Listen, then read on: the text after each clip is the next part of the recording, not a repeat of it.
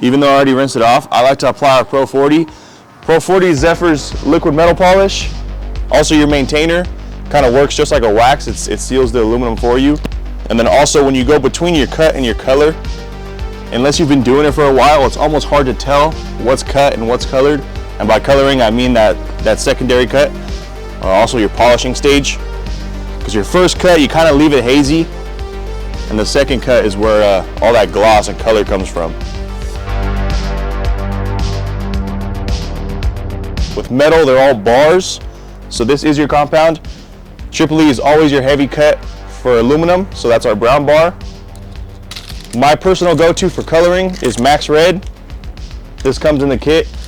There's always a few bars for different things. So coloring, we have a Max Red, we have a moss green bar. There's always different scenarios where you use different things. It's also preference.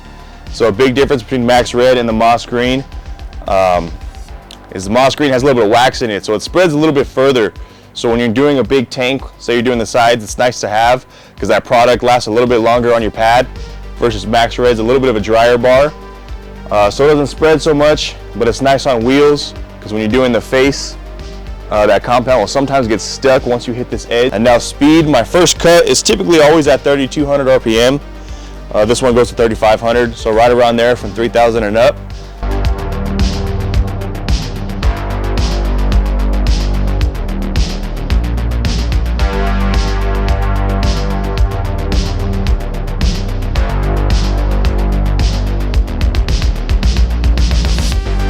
Polishing and sanding before I polish is two different prices. It's a lot more work, it's a lot more cost of material, so it's a big difference. So yeah, you are cutting down that aluminum, that's why you see the glitter, especially when you sand it, but you're working with a lot of material. Even though it may not be that thick, you're not going to wear down as much as you think.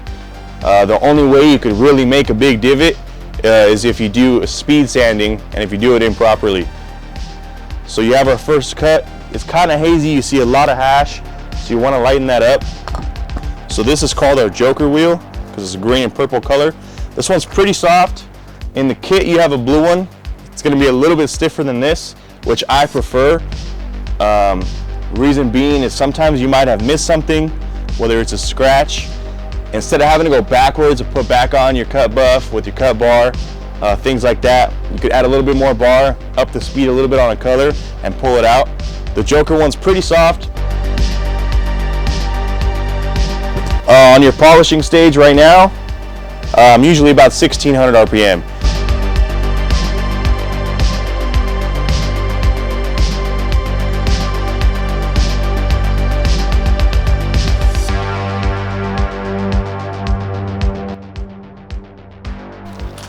So with coloring, you can let the Pro 40 sit on there as long as you want. Sometimes if you put a little bit too much and you let it sit for too long, it'll get clumpy. It's hard to remove by hand. But since you're going to actually buff it, it's okay to leave it on there because that coloring bar will take it off.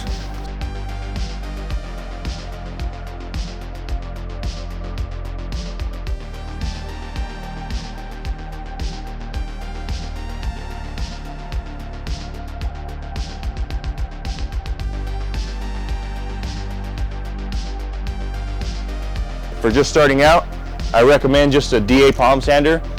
This is again just a Bauer. These are like 40 bucks because I'm hammering them all day. I'm not taking care of it. It's being used.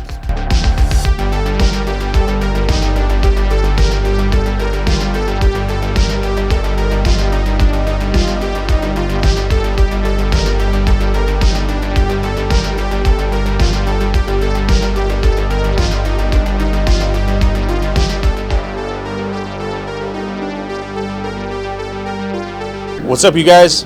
For those who don't know me, my name's Joseph, representative of Zephyr Polishes, here with Minor at DLC Auto Solutions in Victorville. As you guys may have seen, we just got the Zephyr kit in here. Everything you need from us is right here local, no shipping price. They even deliver right here. So we just got done doing a one-day seminar, kind of showing you guys the intro to polishing, help you guys go through that, and any info you need, you can talk to Minor right here. He's really good with information. Yeah, I try to be. Thanks, everybody, and thanks again to Joseph from Zephyr Polishes. Just finished up a one-day training course, Intro Metal Polishing. We are committed to making America shine again.